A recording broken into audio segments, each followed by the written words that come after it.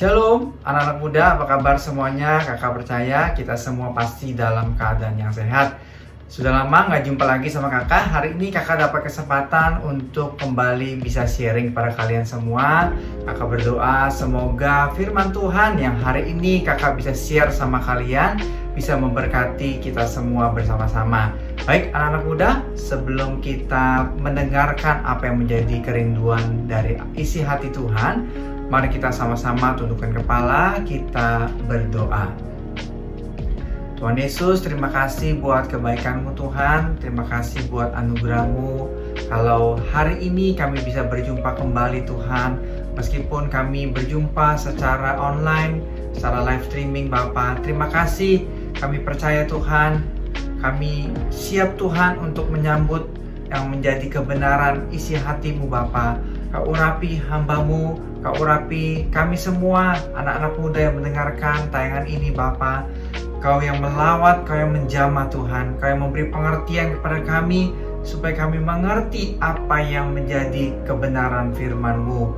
Kami tolak, kami hancurkan serangan dari kuasa roh jahat yang berusaha mengganggu jalannya ibadah kami. Kami patahkan di dalam nama Tuhan Yesus Kristus.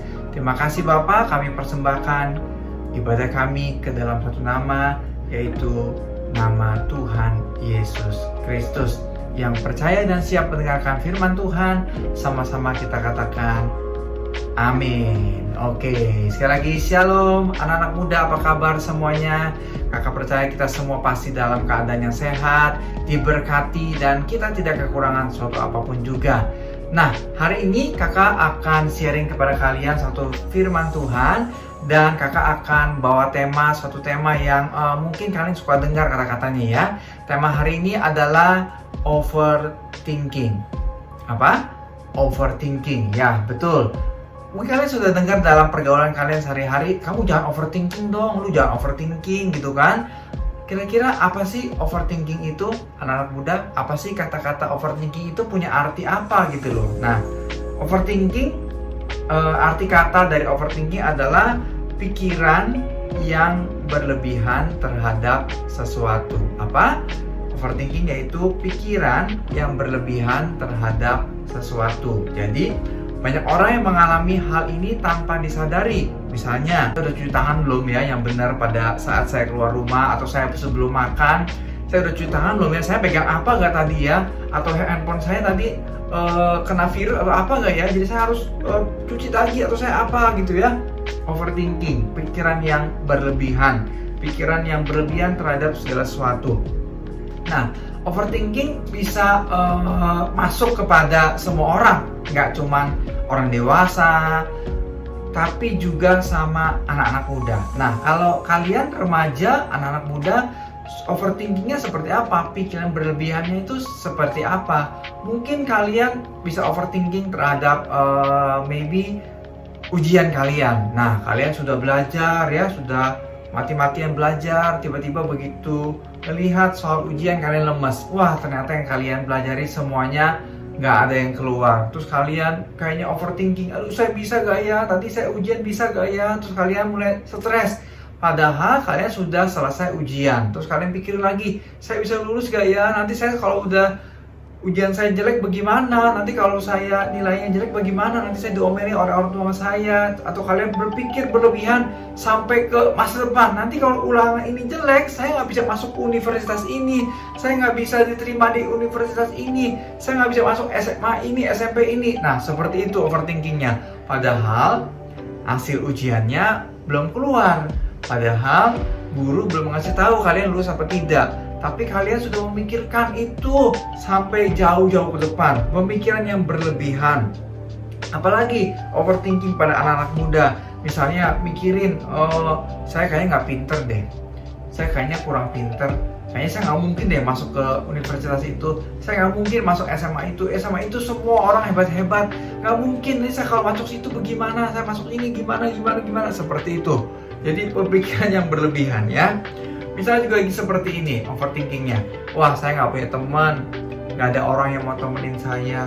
Mungkin karena saya kurang cantik, mungkin karena saya kurang ganteng, mungkin karena saya nggak famous, jadi nggak banyak orang yang mau deketin saya. nggak mau banyak orang yang mau teman sama saya. Gimana sih hidup saya nanti ke depannya kalau saya seperti ini? Saya nggak punya teman, saya sedih. Kenapa saya seperti ini? Apakah salah saya? Nah, seperti itu. Itu overthinking, teman-teman ya. Jadi, kita berpikiran berlebihan terhadap sesuatu hal. Padahal belum tentu seperti itu.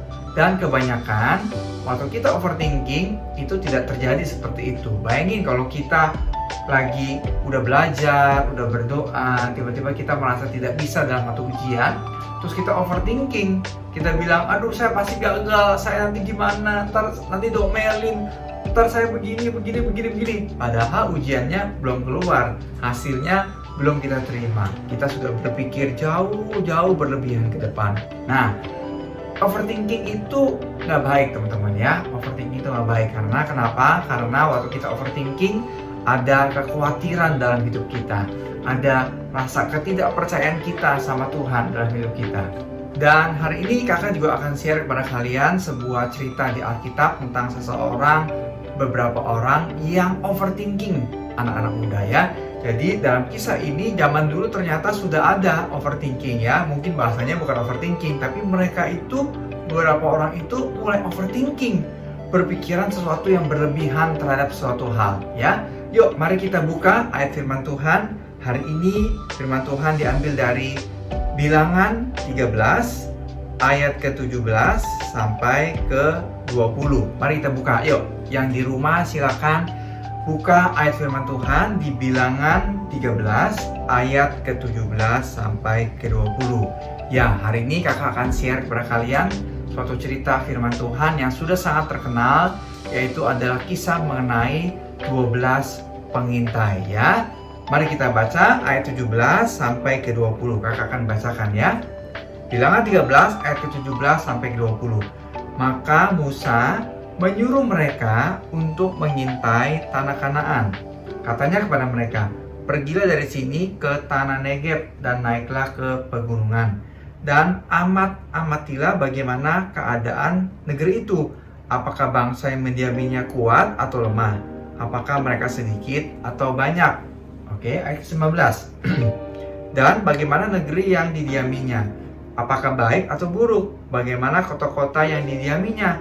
Apakah mereka diam di tempat-tempat yang terbuka atau di tempat-tempat yang berkubu? Ayat 20, yuk sama-sama kita baca ya. Dan bagaimana tanah itu? Apakah gemuk atau kurus? Apakah ada di sana pohon-pohonan atau tidak? Tambahkanlah hatimu dan bawalah sedikit dari hasil negeri itu. Waktu itu ialah musim hulu hasil anggur. Oke. Nah, jadi waktu itu Musa memberikan perintah kepada ke-12 orang ini ya, ada 12 pengintai dan 2 di antaranya yang bernama Yosua dan Kaleb. Oke, jadi dari 12 pengintai itu 2 di antara mereka namanya Yosua dan Kaleb. Jadi Musa memberikan pesan perintah kepada ke-12 pengintai ini untuk apa? Untuk menjelajahi tanah Kanaan, tanah yang dijanjikan Tuhan kepada bangsa Israel. Musa membawa 1 juta lebih bangsa Israel keluar dari Mesir. Dan Tuhan berjanji kepada Musa bahwa Tuhan akan memberikan bangsa Israel sebuah tanah yang subur, berlimpah susu dan madunya, yaitu tanah Kanaan yang sekarang bangsa Israel diami ya. Jadi tanah Kanaan ini adalah tanah yang dijanjikan oleh Tuhan kepada bangsa Israel. Nah, hari itu Musa menyuruh 12 pengintai ini untuk pergi terlebih dahulu melihat tanah Kanaan. Nah, waktu disuruh ke-12 pengintai itu pergi dan melihat tanah yang dijanjikan Tuhan yang akan diberikan kepada bangsa Israel, 12 pengintai itu 2 di antaranya Yosua dan Kaleb, mereka punya tugas, yaitu apa? Mereka harus mengamati keadaan negeri itu. Apakah bangsa yang mendiaminya kuat atau lemah? Kenapa? Karena waktu zaman dulu tanah ini masih dikuasai oleh suatu bangsa ya. Suatu bangsa masih dikuasai oleh suatu bangsa. Jadi mereka harus berperang untuk mendapatkannya. Jadi Tuhan gak kasih gampang gitu aja, tiba-tiba dikasih kayak kita beli sesuatu. Enggak, bangsa Israel harus berperang mengalahkan bangsa yang mendiaminya ya, untuk mendapatkan tanah itu, tapi tentunya atas penyertaan Tuhan, ya. Nah, lalu kisahnya berlanjut, mereka mulai berangkat ke 12 pengintai ini untuk melihat tanah yang dijanjikan Tuhan itu, ya. Jadi mereka pergi melihat. Lalu ayat ke-21 kakak bacain ya buat kalian ya, Bilangan 13 ayat 21. Mereka pergi ke sana lalu mengintai negeri itu mulai dari padang gurun Zin sampai ke Rehob, ke jalan yang menuju ke Hamat. Mereka berjalan melalui tanah Negeb lalu sampai ke Hebron. Di sana ada Ahiman, Sesai, dan Talmai keturunan Enak. Oke, keturunan Enak. Hebron didirikan 7 tahun lebih dahulu dari Soan di Mesir. Ayat ke-23, bayangin ya, lihat ya. Ketika mereka sampai ke lembah Eskol, dipotong mereka lah di sana suatu cabang dengan setandan buah anggurnya. Lalu berdualah mereka menggantarnya atau membawanya. Juga mereka membawa beberapa buah delima dan buah ara. Nah, kalian pernah lihat buah anggur? Oke, kalau kita pergi ke supermarket atau toko buah, kita pasti lihat buah anggur. Buah anggur paling segini ya bentuknya. Kalau dia lebih banyak paling segini. Nah, bayangin di tanah itu, di negeri itu yang Tuhan janjikan kepada bangsa Israel, mereka memotong setandan buah anggur. Dan saking besarnya buah anggur itu, saking lebatnya buahnya itu banyak, mereka harus bawanya pakai 2 orang, depan dan belakang, ditandan gitu ya, digotong kayak kita gotong tanduk. Dibawa seperti itu, saking besarnya buah anggur. Bayangin, tanahnya begitu subur, begitu diberkati, tanah itu sangat-sangat subur. Bahkan sampai buah-buahannya begitu besar-besar banget. Nah, tapi masalahnya nggak cuma buahnya besar. Ternyata orang yang menduduki tanah itu, bangsa yang menduduki tanah itu adalah bangsa yang lumayan ditakuti. Yaitu apa? Bangsa keturunan Enak. Ya, bangsa keturunan Enak. Jadi apa itu keturunan Enak? Mereka itu ada yang seperti raksasa-raksasa. Kalau kalian tahu Goliat ya, Goliat itu kan gede banget. Nah, keturunan Enak juga ada bilang keturunan raksasa. Jadi bangsa yang di situ tuh bangsa yang kuat ceritanya ya, bangsa yang teguh, bangsa yang kuat. Jadi seperti sebuah masalah yang besar bagi bangsa Israel kalau bangsa Israel mau menduduki tanah itu. Kenapa? Karena mereka harus berperang sama bangsa keturunan Enak yang begitu besar, yang mereka pikir itu wah ini bangsa yang serem, yang hebat banget deh, kayak gitu. Nah, oke, kisahnya berlanjut. Ayat ke-25, Bilangan ke-13 ayat 25. Sesudah lewat 40 hari, pulanglah mereka dari pengintaian negeri itu. Siapa mereka? Ke-12 pengintai itu. Oke. Ayat ke-26 bilang begini. Dan langsung, jadi mereka begitu pulang, nggak ketemu saudaranya lagi, langsung nggak kepulang dulu ke rumahnya, nggak. Mereka langsung datang kepada Musa, Harun, dan segenap umat Israel di Kades, di padang gurun Paran. Mereka membawa pulang kabar kepada keduanya dan kepada segenap umat itu, dan memperlihatkan kepada sekaliannya hasil negeri itu. Mereka menceritakan kepadanya, kami sudah masuk ke negeri kemana kau suruh kami, dan memang ya, negeri itu berlimpah-limpah susu dan madunya, dan inilah hasilnya. Hasilnya tadi ya, buah-buahan, anggur yang besar begitu ya. Tapi ayat ke-28 bilang begini, hanya bangsa yang diam di negeri itu kuat-kuat, dan kota-kotanya berkubu, artinya kota-kotanya berkubu dan sangat besar. Juga keturunan Enak telah kami lihat di sana. Orang Amalek diam di tanah Negeb, orang Het, orang Yebus, dan orang Amori diam di pegunungan, orang Kanaan diam sepanjang laut dan sepanjang tepi sungai Yordan. Jadi dari 12 pengintai itu, 10-nya mulai overthinking, anak-anak muda ya. Di 10-nya itu begitu mereka melihat negeri itu, ya mereka melihat sesuatu yang sama. 12 pengintai ini semuanya melihat yang sama, nggak ada yang beda ya. Alkitab nggak tulis Yosua Kaleb melihat hal yang berbeda, nggak. Mereka melihat semuanya secara bersama-sama. Jadi mereka melihat hasil bumi yang begitu luar biasa, buah-buahan yang begitu luar biasa besarnya, Mereka juga melihat bangsa yang menduduki tempat di mana mereka mau masuk itu. Semuanya sama, lihatnya sama. Oke. Mereka semua punya masalah yang sama. Mereka lihat berkat yang sama. Tapi apa yang membedakan? 10 pengintai itu mereka mulai overthinking. Apa? Aku ulang ya. 10 pengintai itu, ada 12 kan, awalnya 12 ya. Tapi 10 pengintai itu mereka mulai overthinking. Mereka berpikir secara berlebihan. Mereka bilang memang mereka tuh punya negeri yang berlimpah-limpah susu dan madunya. Dan inilah hasilnya. 8, mereka bilang gini, bangsa yang diam di negeri itu kuat-kuat. Kota-kotanya berkubu dan sangat besar. Juga keturunan enak telah kami lihat di sana. Bahkan saking overthinkingnya, yuk kita lihat ya ayat selanjutnya nih, ke-32.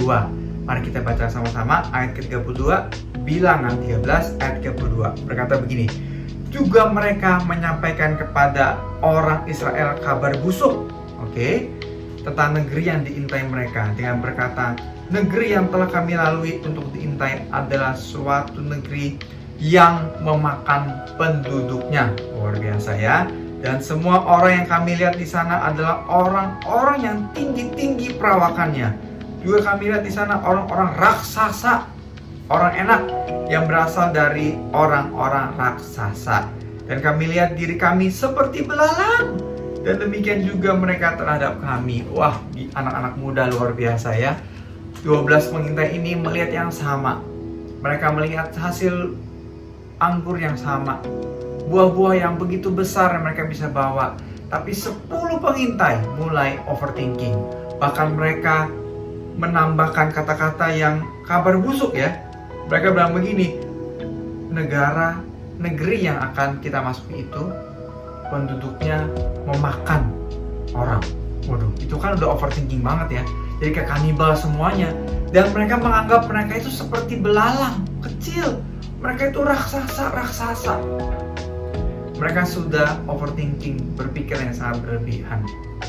Nah, anak muda, apa yang bisa kita belajar dari kisah 12 pengintai ini tentang overthinking? Yang pertama, dan kita akan belajar sama-sama supaya kita gak overthinking, supaya kita memandang dengan cara yang benar. Yang pertama yang kita belajar adalah kita harus memiliki cara pandang yang benar.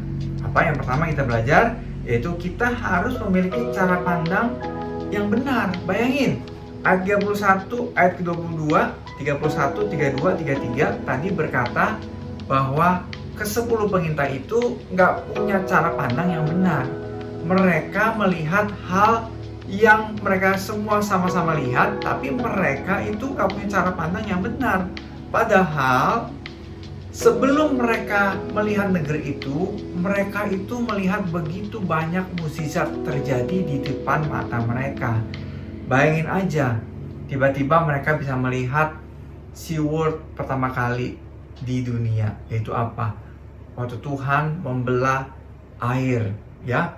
Tuhan membelah lautan begitu luas, begitu Musa menjulurkan tongkatnya, tiba-tiba lautan tersibak dan mereka bisa berjalan di tengah lautan. Itu kayak SeaWorld ya. SeaWorld mereka bisa melihat ikan-ikan kiri kanan mereka, tapi mereka berjalan di tanah yang kering. Itu mukjizat yang luar biasa. Bukan cuma itu, mereka bisa melihat setiap hari ada mana turun. Tuhan kirimkan juga burung-burung ya. Tiba-tiba bisa mereka makan dan lain-lain seperti itu. Tuhan bisa berikan mereka air di tengah padang gurun. Bukankah itu luar biasa? Mukjizat yang dahsyat. Tapi mereka seperti melupakan hal itu.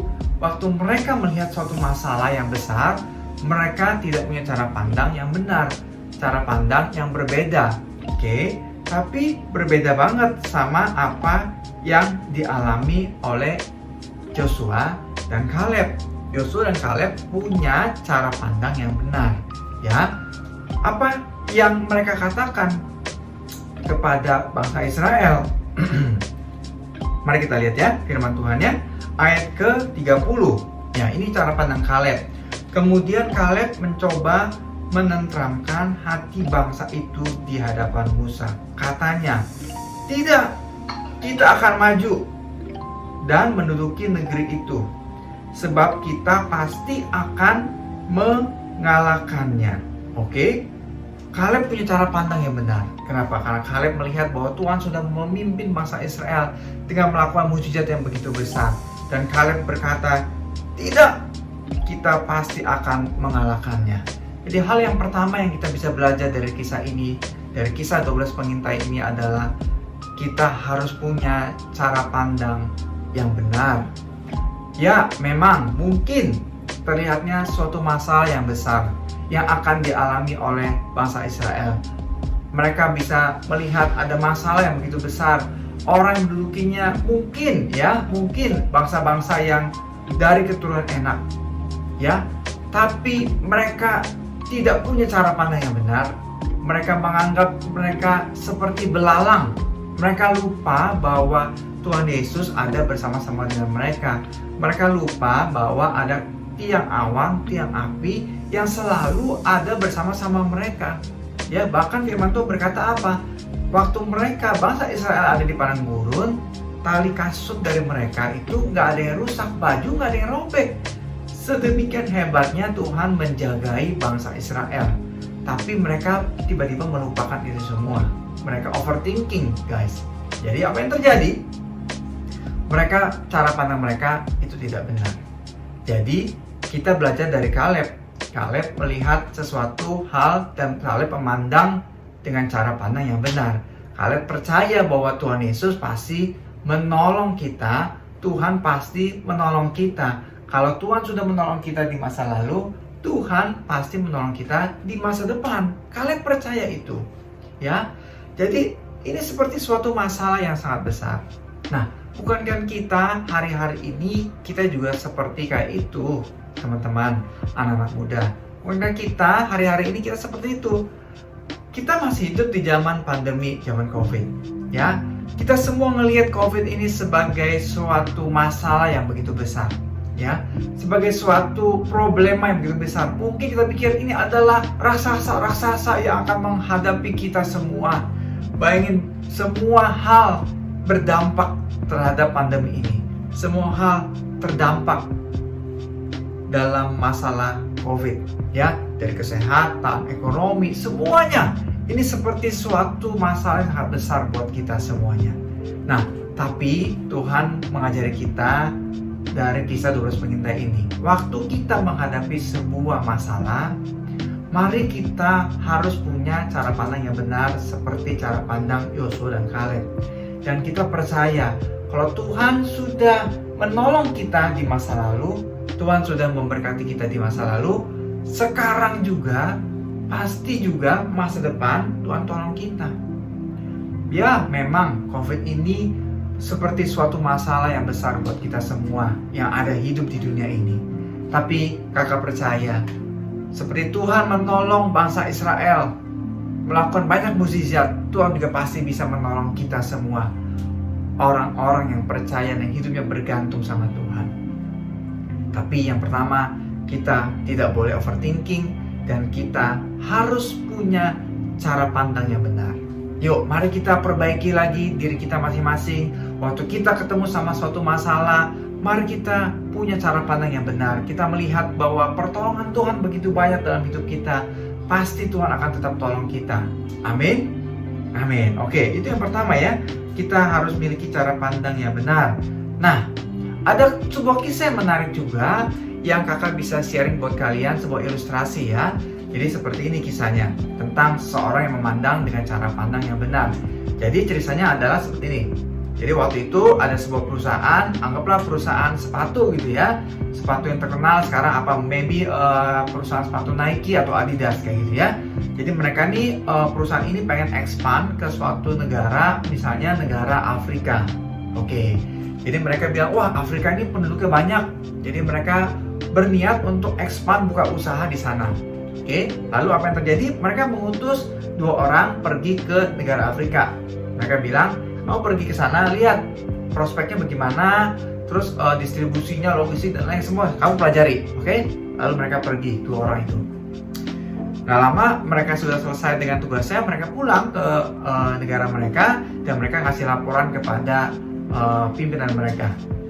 Yang pertama bilang seperti ini, ya negara itu memang besar Tuan, Pak gitu ya, bisa manggil gitu ya Pak, negara itu memang besar, tapi mereka di situ semua primitif banget ya. Di Afrika itu mereka orangnya kebanyakan nggak pakai sepatu kemana-mana ya. Mereka kemana-mana tuh alas kakinya nggak ada, alias kalau kita bilang ciaka gitu ya, atau telanjang kaki. Ya mereka kemana-mana tuh ya nggak pakai sepatu. Jadi nggak mungkin kita bisa memasarkan sepatu di sana. Mereka sudah nggak pakai sepatu di sana. Jadi bagaimana mungkin kita bisa buka pabrik sepatu di sana? Sedangkan orang-orangnya aja pada nggak pernah pakai sepatu. Jadi mereka jalan-jalan seperti itu aja Pak, di jalan ya, nggak pakai sepatu. Mereka happy tuh. Oh gitu ya, pimpinan bilang, ya juga ya. Kalau dia tanya lagi sama orang satu lagi sebelahnya, kalau menurut kamu bagaimana tentang prospek kalau kita mau buka pabrik sepatu di Afrika itu? Tapi orang ini punya cara pandang yang benar. Dia bilang begini, Pak, saya melihat prospek pasar yang begitu menjanjikan di Afrika. Hah? Kaget pada semua. Pimpinan kaget. Hah? Kenapa? Iya Pak, bayangin Pak, di sana semua orang jarang pakai sepatu. Mereka belum kenal sepatu. Kita punya prospek yang begitu besar. Kalau kita buka pabrik di sana, kita bisa memasarkan sepatu kita yang begitu bagus, pasti mereka akan tertarik dan mereka bisa pakai sepatu semuanya. Seperti itu. Nah, dua orang melihat hal yang sama, tapi dua orang bisa berbeda pendapat. Yang satu punya cara pandang yang salah, yang satu punya cara pandang yang benar. Nah, kalau kita sebagai pimpinan perusahaan, pasti kita senang banget sama seseorang ini yang punya cara pandang yang benar. Karena dia bisa melihat peluang di tengah kesulitan. Peluang di tengah mungkin ada masalah di sana, orang nggak pakai sepatu. Tapi itu justru peluang bagi perusahaan itu mendirikan pabrik sepatu di sana. Oke. Dan jadinya pasti itu prospek yang sangat bagus. Dan akhirnya pimpinan perusahaan memutuskan dia membuka pabrik sepatu di Afrika itu. Kalau kalian lihat di sana, orang-orang mulai berpakaian yang bagus dan mereka pakai sepatu yang bagus juga. Ya, kenapa? Karena dimulai dari orang yang punya cara pandang yang benar. So, guys, teman-teman, mari miliki cara pandang yang benar. Oke? Yang kedua, yang kita belajar dari kisah 12 pengintai ini adalah kita harus punya perkataan yang positif atau membangun. Oke? Yang kedua, yang kita belajar adalah kita harus punya perkataan yang positif dan membangun. Oke? Coba kita lihat di ayat firman Tuhan di Bilangan 13 ayat ke-32. Kita lihat ya, ke-10 pengintai itu nggak punya kata-kata yang positif. Mereka berkata-kata yang negatif alias toksik. Mereka bilang gini, mereka menyampaikan kepada orang Israel kabar busuk, ya, kata-kata negatif nih tentang negeri yang diintai mereka dengan berkata, negeri yang telah kami lalui untuk diintai adalah suatu negeri yang memakan penduduknya. Dan semua orang yang kami lihat di sana adalah orang-orang yang tinggi-tinggi perawakannya. Orang enak ya, rasa-rasa kami seperti belalang. Nah, itu adalah kata-kata negatif ya, teman-teman, anak-anak muda. Jadi kita belajar bersama-sama. Kita harus punya perkataan yang positif. Waktu kita menghadapi sebuah masalah, jangan kita berkata-kata negatif seperti ini. Wah, saya pasti nggak bisa. Saya pasti gagal. Saya nggak mungkin bisa melewati masalah itu. Nggak mungkin saya bisa melewati masalah itu. Nggak mungkin. Oh, udah nggak mungkin semua aja ya. Saya pasti nggak bisa. Saya minder. Saya penakut. Bla bla. Seperti itu. Kata-kata negatif yang keluar. Mari kita belajar dari Yosua dan Kaleb. Kaleb bilang begini, ayat ke-31. Tetapi orang yang pergi sana bersama dia tidak maju. Oke, Kaleb ayat 30 bilang begini. Kaleb ayat 30 berkata seperti ini. Kemudian Kaleb mencoba menenteramkan hati bangsa itu di hadapan Musa. Katanya, tidak, kita akan maju dan menduduki negeri itu sebab kita pasti akan mengalahkannya. Oke. Ayat ke Bilangan 14 ayat ke-6. Kita buka lagi yuk. Bilangan 14 ayat ke-6.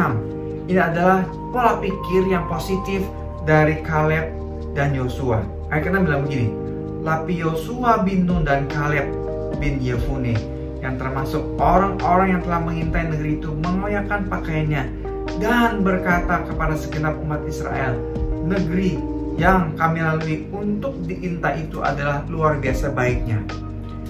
Ayat ke-8, kata-kata yang positif.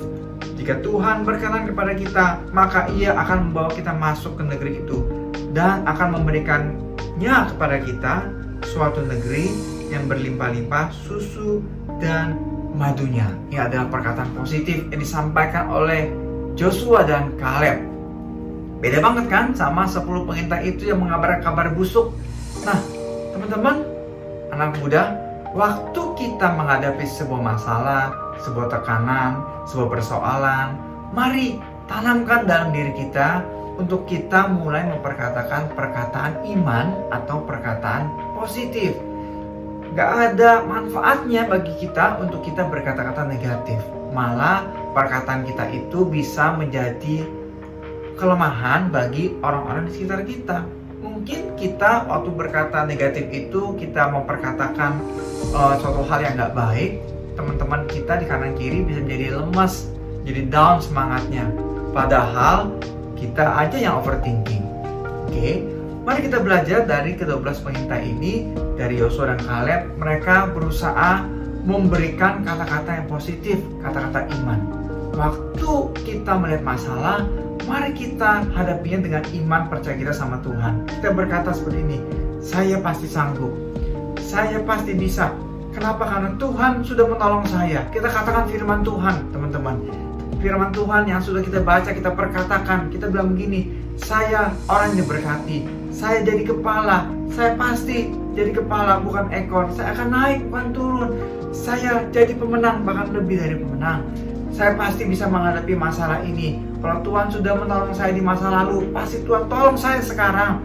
Kalau Tuhan sudah buka pintu, gak ada tutupnya gitu kan, gak ada yang bisa menutupnya.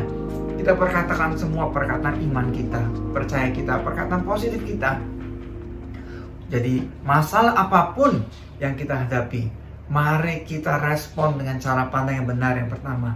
Yang kedua, mari kita perkatakan iman kita, perkataan positif kita. Jangan keluarkan kata-kata yang negatif, kata-kata yang tidak membangun. Justru kita harus banyak memperkatakan kata-kata yang positif. Oke, itu yang kedua yang kita belajar dari kisah 12 pengintai ini, yaitu apa? Yang kedua, perkataan positif dan membangun. Dan yang ketiga, yang terakhir adalah yang kakak dapat dari kisah 12 pengintai ini adalah kita harus tetap percaya akan kebesaran Tuhan. Yang ketiga adalah yang kakak dapat adalah kita harus tetap percaya akan kebesaran Tuhan. Yosua dan Kaleb sangat-sangat percaya akan kebesaran Tuhan. Mereka berkata, Tuhan pasti sanggup menolong kita. Kalau Tuhan setelah menolong kita di masa lalu, Tuhan sudah buat begitu banyak mukjizat, sekarang Tuhan pasti sanggup menolong kita. Tuhan pasti bisa menolong bangsa Israel menduduki tanah itu. Yosua dan Kaleb, dia punya cara pandang yang benar. Yosua dan Kaleb, dia memperkatakan perkataan yang positif. Yosua dan Kaleb, dia tetap percaya akan kebesaran Tuhan. Teman-teman, anak-anak muda, mari kita tetap percaya akan semua kebesaran Tuhan. Mari kita tetap percaya masih ada Tuhan yang hidup, yang sanggup menolong kita. Tuhan kita bukan Tuhan yang mati. Tuhan kita Tuhan yang hidup. Dia disalibkan, dia mati, tapi dia bangkit di hari ketiga. Untuk apa? Untuk kita semua, anak-anak muda. Hari ini, mari kita jangan overthinking. Mari kita jangan berpikiran yang berlebihan terhadap segala sesuatu.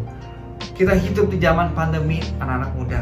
Mari kita sama-sama melihat sebuah pandemi ini, sebuah masalah ini sebagai suatu kesempatan buat kita di-upgrade hidupnya buat sama Tuhan. Sebagai suatu kesempatan bagi kita untuk kita naik level lebih lagi. Mari kita punya cara pandang yang benar. Mari kita berpikiran yang positif. Dan mari kita tetap percaya sama Tuhan. Kalau Tuhan telah menolong kita di masa lalu, Tuhan pasti sanggup menolong kita sekarang. Dan pasti Tuhan sanggup menolong kita di masa depan. Jadi anak-anak muda, di mana posisi kita sekarang ini? Apakah kita ada di posisi 10 pengintai yang toksik? Atau kita ada di posisi 2 pengintai Yosua dan Kaleb? Oke, jadi which side are you?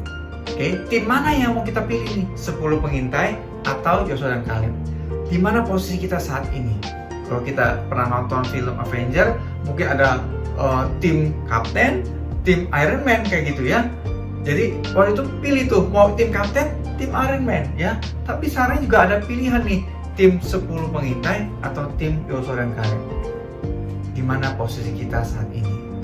Apakah kita mau seperti 10 pengintai yang punya perkataan toksik, nggak punya cara pandang yang benar, nggak percaya sama Tuhan, atau kita ada di timnya Yosua dan Kaleb yang dimana dia punya cara pandang yang benar, dia punya pikiran yang positif, dan dia tetap percaya sama Tuhan. Mari tentukan pilihanmu. Kalau engkau saat ini mungkin berada di tim 10 pengintai, ayo ganti tim kalian. Mari contoh dan lakukan seperti Yosua dan Kaleb. Mari kita tetap percaya sama Tuhan. Kakak percaya hari ini Tuhan pasti menjamah kita. Mari kita mulai mempraktekkan firman Tuhan. Saat masalah datang, jangan overthinking. Amin. Mari kita tundukkan kepala, kita akan berdoa. Tuhan Yesus, terima kasih buat kebaikan-Mu Tuhan. Terima kasih buat anugerah-Mu, berkat-Mu, firman-Mu yang Tuhan telah sampaikan kepada kami. Terima kasih buat pesan dari Engkau yang Tuhan telah titipkan kepada hamba-Mu, yang telah disampaikan kepada kami, anak-anak muda. Hamba berdoa biar firman ini dapat kami mengerti bersama-sama, sehingga kami bisa belajar meneladani Yosua dan Kaleb, untuk kami tidak overthinking Tuhan, untuk kami punya cara pandang yang benar, untuk kami punya perkataan yang positif, dan kami tetap percaya akan kebesaran Tuhan. Hamba berdoa saat ini biar Tuhan menjamah setiap anak-anak muda yang mendengarkan tayangan ini. Tuhan lawat, Tuhan beri kekuatan. Kalau kami mungkin saat ini iman kami sedang lemah, Tuhan beri kekuatan kepada kami. Tuhan beri pertolongan. Kalau ada di antara kami yang saat ini ada doanya belum dijawab oleh Tuhan, Tuhan beri kekuatan kepada kami, beri kepercayaan kepada kami, berikan iman kepada kami untuk kami tetap percaya kalau Tuhan sanggup menolong kami. Terima kasih Bapa, terima kasih. Dan kalau ada di antara kami yang saat ini berdoa untuk kesembuhan, kami berdoa saat ini Tuhan, biar Tuhan memberi kesembuhan kepada setiap anak-anak muda yang membutuhkan mukjizat kesembuhan. Di dalam nama Tuhan Yesus kami terima mukjizat kesembuhan. Terima kasih buat kebaikan-Mu. Kami berdoa dan mengucap syukur yang sudah diberkati sama-sama. Katakan amin. Terima kasih anak-anak muda. Kakak berdoa semoga firman yang disampaikan ini jadi rema dan bisa memberkati hidup kalian. Sampai berjumpa di kesempatan. Tuhan memberkati. Mari sebelum kita berpisah, mari angkat dua tanganmu, kita akan terima doa berkat. Pulanglah, terimalah berkat kasih karunia, damai sejahtera dari persekutuan yang manis dengan Roh Kudus dari Tuhan Yesus, dari Allah Bapa. Berkat yang spesial ini turun ke atas kalian, damai sejahtera sukacita melampaui hidup kalian mulai saat ini sampai Tuhan Yesus datang kedua kali, bahkan sampai selama-lamanya. Ya, sudah terima berkat, sama-sama katakan amin. Happy Sunday and God bless you. See you di lain kesempatan. God bless you.